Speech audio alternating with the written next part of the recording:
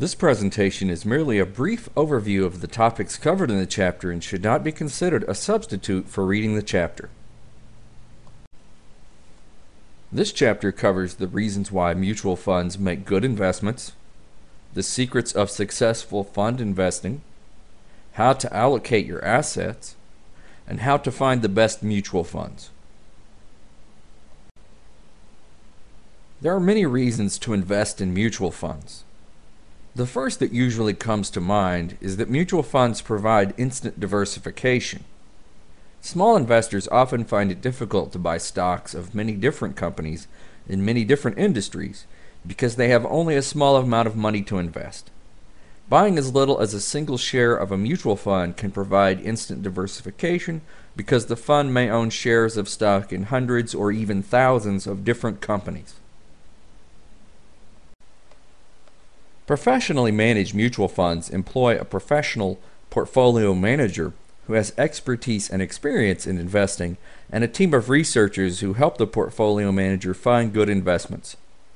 This team of professionals does all of the research, number crunching, and due diligence for you, freeing you up to focus on other things in your personal and professional life. If you were to buy stock in 500 different companies, you would have to pay a commission for each of the 500 trades necessary to do so. If that commission were $10 per trade, you would have racked up $5,000 just in commissions. Mutual funds pool all of the investors' money together and then trade, spreading the commission costs among all investors, not just a single investor. If a mutual fund has 50,000 investors and makes 500 trades, the cost to each investor is only $100, which is certainly much better than the $5,000 it would cost a single investor to make the same transactions. When you're just getting started in investing, it may be difficult to find a lot of surplus capital to invest. Mutual funds usually have low minimum investment requirements. An investor who has $1,000 or $2,000 to invest can invest that money in a mutual fund and then follow it up with monthly investments of $50 or $100 per month, building their nest egg slowly over time. Are you uncomfortable with the risk of stocks? No worries. That doesn't rule out mutual funds because stock mutual funds are just one type of mutual fund.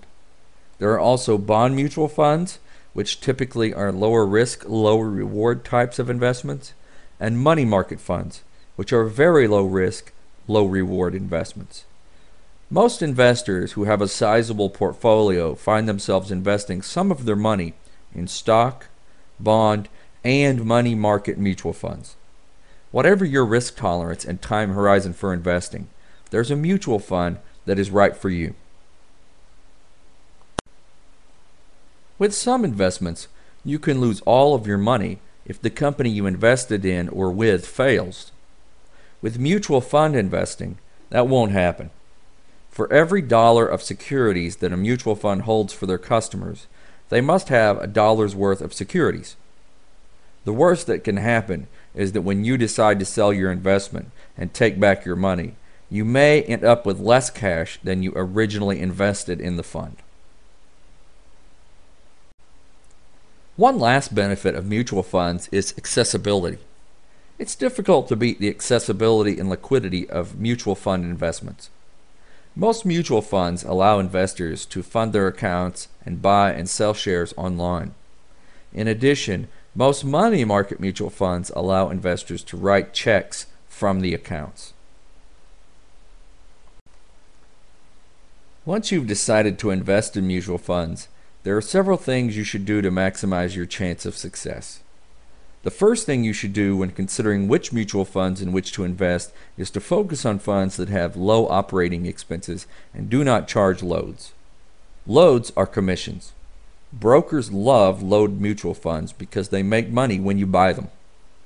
Even though your broker may try to steer you toward a load mutual fund, you should keep in mind that there are many objective studies that show that load mutual funds do not outperform no-load mutual funds. In fact, no-load funds outperform load funds. Save the 5% commission that would go in your broker's pocket and buy only no-load funds.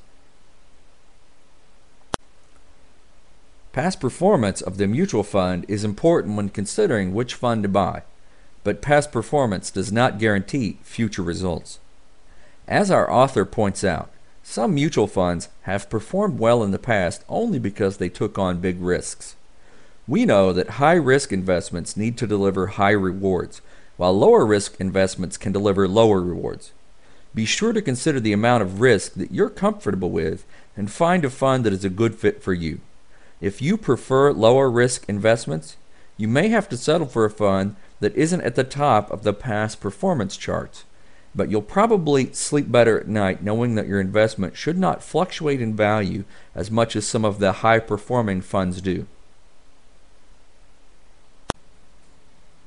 Most investors prefer to invest in funds that have experienced professional portfolio managers who have good track records. It's also a good idea to pick a fund company that has experience as well. T. Rowe Price, Vanguard, and Fidelity all have decades of experience and are respected mutual fund companies. Index funds are an excellent choice for many reasons, but one that stands out is their low fees. Many mutual funds have expense ratios of 1% to 2%, with some even higher. But it's fairly easy to find index funds with expense ratios of 0.2% and lower. Such a low expense ratio puts an investor at a big advantage right out of the gate. Consider an index fund with a 0.2 expense ratio and compare it to a professionally managed fund with a 2% expense ratio. Each year, the professionally managed fund starts out in a 1.8% hole because of the higher expenses. So just to meet the real return of the index fund, it must return 1.8% more. That may not sound like a lot, but it certainly is. Over time, 1.8% really adds up. ETFs are exchange-traded funds. They pool investors' money together and invest it like a mutual fund, but they are bought and sold on standard securities exchanges and can be bought and sold at any time during the trading day. ETFs allow investors who prefer to time the market to do so right down to the minute, while mutual funds can only be traded at one time per day after the market has closed. ETFs also allow small investors unique investment opportunities. For example, by buying and selling an ETF, a small investor can invest in commodities like gold, oil, and corn. Normally, these investments are limited to those who trade on special exchanges or who want to take possession of the commodities. I encourage you to learn more about ETFs by going to Yahoo Finance and reading their excellent ETF educational materials. There are suggested methods for determining how to allocate your assets among investments. Our author suggests a safe, medium, and aggressive strategy, which is shown here in the top table. If we use that table to determine the appropriate mix for someone who is 25, we'll find that they'll be heavily weighted towards stocks, even if they prefer the safest strategy. Why? Because stocks have provided the best investment returns over time, and someone who is 25 has decades to overcome any serious downturn in the stock market. We can see here in the bottom table that as one ages and nears retirement, they should take less risk. Someone who was 25% bond funds and 75% stock funds at 25 should be 50% bond funds and 50% stock funds at age 50. Even the most aggressive investor should pare back stock holdings as he or she gets closer to retirement. Once you have determined your asset allocation between bond funds and stock funds, you may wish to consider how much you want to invest in the U.S. markets versus how much you want to invest globally. The author offers a specific recommendation but I would encourage you to do a little research on your own and find a mix that you're comfortable with. The author does a nice job of explaining how to find the best mutual funds for you, be they stock, bond, or money market funds. I can't really add much to that other than to point out that one of the most popular stock mutual funds is an S&P 500 index fund. While many companies offer such funds, Fidelity and Vanguard are two of the most respected, and they both offer extremely low fees. Here we see the Vanguard 500 No Load Index Fund. For investors who have less than $100,000 to invest in the fund, the expense ratio is a very low 0.18%.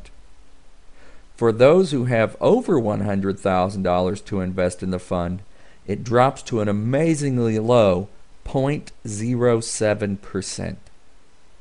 I speak with many investors, and nearly every one of them has a substantial amount of their retirement savings in a fund like this one. It offers instant diversification, good historical returns, stock in 500 good U.S.-based companies, and an extremely low expense ratio. You may want to consider it for your own portfolio. That is the end of this presentation. I hope you enjoy reading the chapter.